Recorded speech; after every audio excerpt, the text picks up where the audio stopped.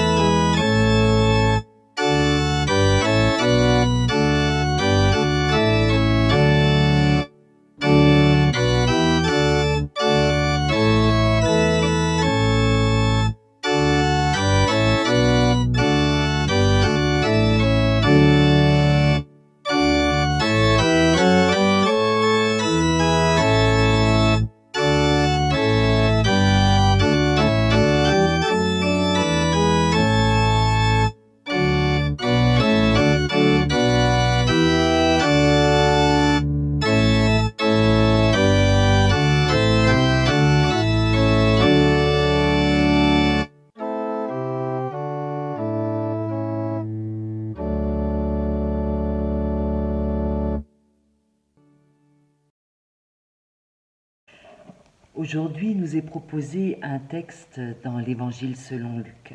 C'est le texte que la plupart des communautés ont lu la semaine passée. Vous vous souvenez, je vous avais dit qu'on le réserverait pour cette semaine-ci, pour pouvoir finir les lectures dans l'Évangile selon Jean. Voilà, donc nous voilà aujourd'hui avec Luc au chapitre 24. Le même jour, 2 disciples vont à un village appelé Emmaüs. C'est à 2 heures de marche de Jérusalem. Ils parlent ensemble de tout ce qui vient de se passer. Pendant qu'ils parlent et qu'ils discutent, Jésus lui-même s'approche et il marche avec eux. Les disciples le voient, mais quelque chose les empêche de le reconnaître. Jésus leur demande « Vous discutiez de quoi en marchant ?» Alors les disciples s'arrêtent, ils ont l'air tristes.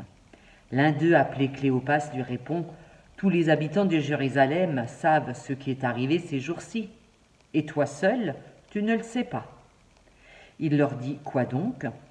Ils lui répondent « Ce qui est arrivé à Jésus de Nazareth, c'était un grand prophète.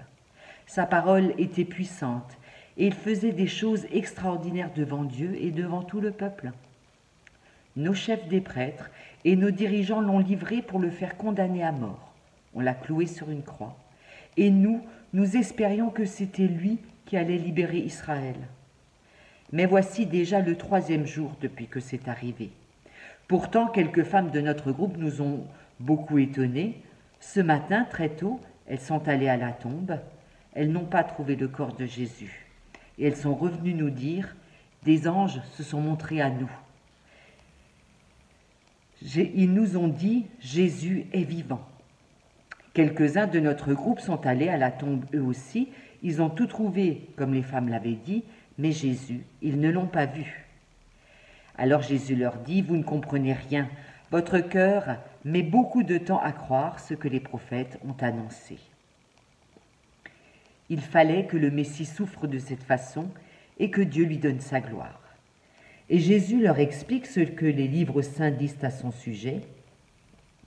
Il commence par les livres de Moïse, ensuite il continue par tous les livres des prophètes. Ils arrivent près du village où les disciples devaient aller. Jésus fait semblant d'aller plus loin. Mais les 2 hommes lui disent en insistant, « Reste avec nous, c'est le soir et bientôt il va faire nuit. » Jésus entre dans la maison pour rester avec eux. Il se met à table avec eux, il prend le pain et dit la prière de bénédiction. Ensuite, il partage le pain et le leur donne. Alors les disciples voient clair et ils reconnaissent Jésus. Mais au même moment, Jésus disparaît. Ils se disent l'un à l'autre, « Oui, il y avait comme un feu dans notre cœur pendant qu'il nous parlait et nous expliquait les livres saints. » Ils se lèvent et ils retournent tout de suite à Jérusalem. Ils arrivent dans la ville, là où les 11 disciples et tous les autres sont réunis. Tous disent aux 2 disciples, « C'est bien vrai, le Seigneur s'est réveillé de la mort, Simon l'a vu. » Les 2 disciples leur racontent ce qui s'est passé sur la route et ils disent, « Nous avons reconnu Jésus quand il a partagé le pain. » On a ce matin, avec l'évangile selon Luc, une autre présentation des événements qui se sont déroulés après la résurrection du Christ. Luc nous propose ce matin un récit qui n'a pas son équivalent dans les autres évangiles. On ne trouve pas ailleurs cette histoire des disciples qui se dirigent vers Emmaüs. Il n'y a que Luc qui la raconte. Et Luc nous propose aussi un récit qui est extrêmement bien structuré.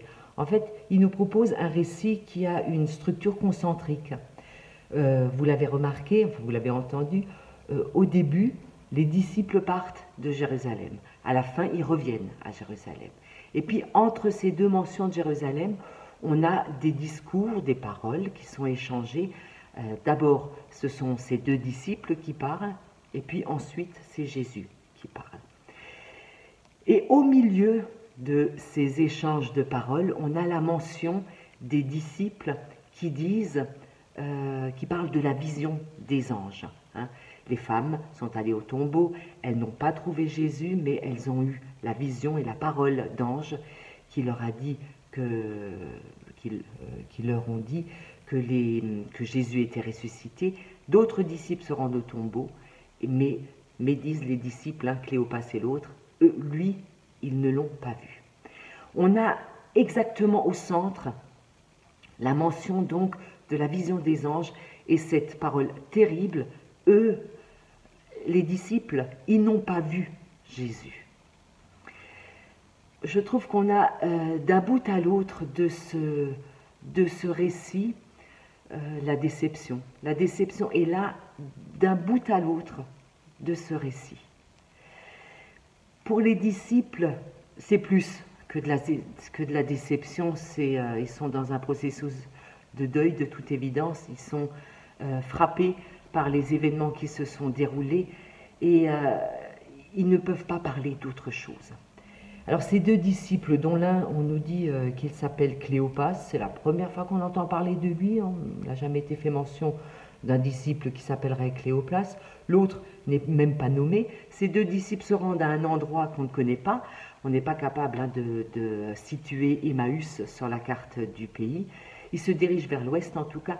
Ces 2 disciples sont remplis de cette déception et ils sont frappés par la mort de Jésus et ils sont complètement perdus. Ils sont, on va dire, traumatisés par les événements qui ont eu lieu ces derniers jours. C'est encore tout frais dans leur tête. ils ne savent parler que de ça. Et quand l'étranger les rencontre, eh ben, ils se mettent à déverser ce trop-plein. Ils parlent de ce qui est arrivé, de tout ce qu'ils ont connu dans ces derniers jours. Parce que dans ces derniers jours, ils sont passés par toutes sortes d'émotions. Ils ont été confrontés à toutes les émotions, toute la palette des émotions humaines. La peur, la crispation, la sensation que quelque chose d'énorme se jouait, une certaine excitation. Là, ça montait il y avait une tension dramatique qui montait de plus en plus. Et puis finalement, ils ont été déçus de l'attitude de Jésus qui n'a certainement pas correspondu à ce qu'ils attendaient. Ils étaient déçus certainement aussi de l'attitude des disciples, d'un Pierre qui renie, d'un Judas qui vend. Et peut-être qu'on peut aller jusqu'à se dire qu'ils ont été déçus d'eux-mêmes parce qu'ils y ont cru. Ils ont suivi cet homme pendant très longtemps. Ils ont entendu cet homme parler d'une manière qu'ils n'avaient jamais entendue. Ils y ont cru, cet homme qui était capable de mobiliser des foules, de faire des discours qui entraient en eux et qui les nourrissaient comme jamais ils n'ont été nourris. Ils y ont cru pendant tout ce temps-là. Et finalement, au bout, c'est la mort qui a tout arrêté. La mort est irréversible et ils ont pris ça en pleine figure. Alors peut-être qu'ils sont aussi ce jour-là déçus d'eux-mêmes parce qu'ils y ont cru. Ils se sont fait avoir, ils se sont fait berner comme des enfants. Ils y croyaient et finalement, la réalité a tout rattrapé. Ils se sont pris une porte en pleine figure. Peut-être qu'ils sont déçus, peut-être qu'ils sont dégoûtés d'eux-mêmes. Alors oui, ils ne peuvent parler que de ça, parce que parfois le deuil apporte cette attitude, cette manière de parler encore et encore de manière un peu excitée et d'avoir des paroles abondantes et désordonnées. Parce que la mort est irréversible et qu'elle emporte tout, même les espoirs. Alors à ce moment-là, sur le chemin qui conduit à Emmaüs, il ne reste rien. Il reste éventuellement la parole des femmes qui sont allées au tombeau, mais après tout, c'est des paroles d'hystérique. Hein. Qu'est-ce que ça vaut? Ça nous fait une belle jambe, franchement, d'apprendre que des anges sont venus se présenter aux femmes pour leur dire que le Christ est ressuscité, parce que les disciples n'ont rien vu, il n'y avait rien à voir. Et c'est là qu'ils en sont. L'étranger les écoute pendant un long moment. Et puis, lui-même se met à parler. Il se met à parler et il remonte l'histoire. Il commence avec les livres de Moïse et puis il décline l'histoire avec les paroles des prophètes. Et les pèlerins qui se dirigeaient vers l'ouest, comme pour rattraper encore les dernières minutes de journée, sont confrontés à cette nuit qui avance, au jour qui baisse. Et ils s'adressent à Jésus, qu'ils n'ont pas encore reconnu, en lui disant « Reste avec nous ». Reste avec nous parce que le jour baisse et c'est typiquement cette heure de la journée qui est plus effrayante encore. C'est l'heure de la journée où les nourrissons se mettent à brailler sans aucune raison parce qu'il va falloir se laisser aller au sommeil, à cette petite mort. « Reste avec nous », disent les deux disciples à Jésus. Tu vois bien que la nuit tombe et que là maintenant, ça devient plus difficile encore pour nous. Alors Jésus entre, il reste avec eux pour un moment. Il reste pour ce temps de partage du pain et vous l'avez entendu encore une fois, on a un récit de Sainte Seine qui se fait cette fois-là seulement avec du pain. L'étranger partage le pain avec eux, ils le reconnaissent et puis il s'en va. Alors il entre, il reste, mais finalement il ne reste pas. Il leur donne ce cadeau du repas et puis il s'en va. Et je trouve pour ma part qu'on est confronté là encore une fois à une grosse déception. Cette déception qu'on a depuis le début, eh bien, elle s'exprime encore une fois à ce moment-là. Parce que franchement, c'est quand même drôlement frustrant de se dire, enfin de se mettre à la place de ses disciples et de se dire, flûte, On l'avait avec nous pendant un long moment quand même. On a marché avec lui, on a discuté avec lui. Il est entré dans la maison et puis on ne l'a pas reconnu. Il y a franchement de quoi être déçu encore une fois. La déception, encore une fois. Mais les disciples ne le vivent pas de cette manière-là. Ce cadeau que Jésus leur a fait, ce repas qu'il a partagé avec eux, leur donne l'impulsion de repartir, revenir à Jérusalem pour retrouver les disciples et leur dire « Jésus est ressuscité, on l'a vu, on l'a reconnu au moment où il a partagé le pain avec nous. » Les disciples d'Emmaüs, en fait, nous parlent, par la bouche de Luc, par la plume de Luc, d'une communauté qui ne s'arrête pas à la déception. Une communauté qui croit sans voir, une communauté qui reconnaît les signes du ressuscité dans son histoire, en regardant en arrière, mais après coup. En fait, les disciples d'Emmaüs nous invitent ce matin, je crois, à regarder en arrière les événements qui se sont produits dans nos vies et à y discerner la présence du ressuscité. Moi, c'est ce que je lis dans ce bel épisode des disciples d'Emmaüs, une invitation à regarder en arrière dans chacune de nos vies et à y retrouver la présence du Christ. Alors oui, Christ est présent en particulier dans le partage du pain, du vin, du poisson, peu importe. Il est présent en particulier dans ce moment-là, et là, on peut le reconnaître de manière certaine. Mais peut-être qu'on peut aussi le reconnaître plus loin encore, regarder les événements éventuellement traumatisants de notre existence, les deuils, et y voir les traces du ressuscité, sans que jamais on arrive à le saisir, à dire il est à nous. Dans nos vies aussi, c'est quelquefois seulement après qu'on reconnaît que Jésus était avec nous.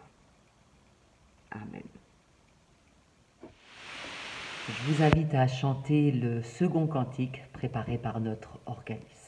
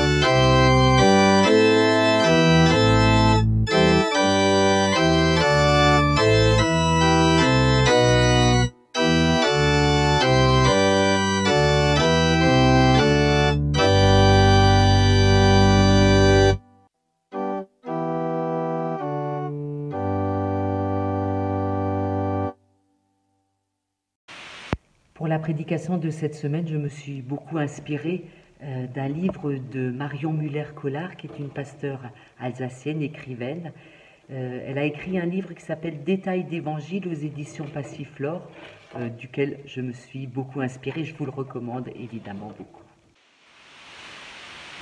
Prions ensemble avant de nous quitter.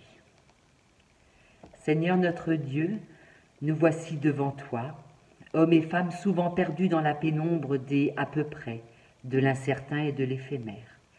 Nous nous présentons à toi, fatigués de nos tâtonnements, usés par nos doutes, exaspérés par nos manques. L'obscurité nous entoure toujours, dissimulant l'espoir possible, masquant la rencontre qui nous relèverait.